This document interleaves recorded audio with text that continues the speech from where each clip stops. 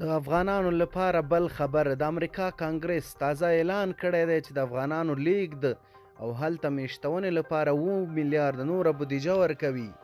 ستاسو چینل ته ښه راغلاست، هیله ده چې روغ او جوړ به یئ.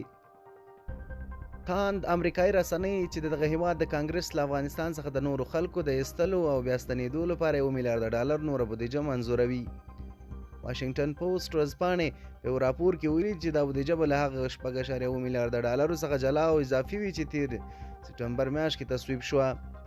امریکایي چارواکو وکیلانو په دې اړه رسمي توګه څه نه دي ویلي.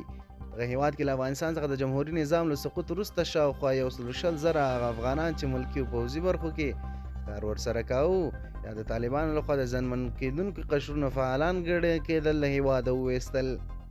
د ایستل شوي کسانو د تخلیې بهیر پکې د نامستحقو کسانو پراخ حضور او دغه راز د خلکو په ویستلو کې فساد جدي نیوکې وي چې تر اوسه پورې لا حل پاتې نه دي. د امریکا متحده ایالاتو د بهرنیو چارو وزیر انتوني بلینکن څه موده وړاندې وویل چې له افغانستان څخه د متضررو کسانو د ایستلو د بهیر د ستونزو په اړه رسمي څېړنو امر کړی دی.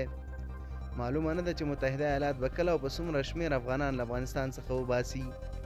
دوی د لیږد موضوع د امریکا له مهمو لومړیتوبونو څخه ګڼل کیږي.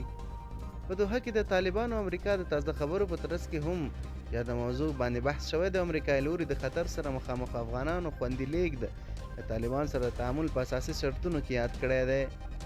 د طالبانو له واکمنېدو د فقر او بیکارۍ له شدت او د ژوند د بڼې په اړه د طالبانو لخوا ورځ تر بلې زیاتېدونکي قیودات له افغانستان څخه د میلیونونو کسانو د تېښتې وتو د هڅو سبب شوی دی.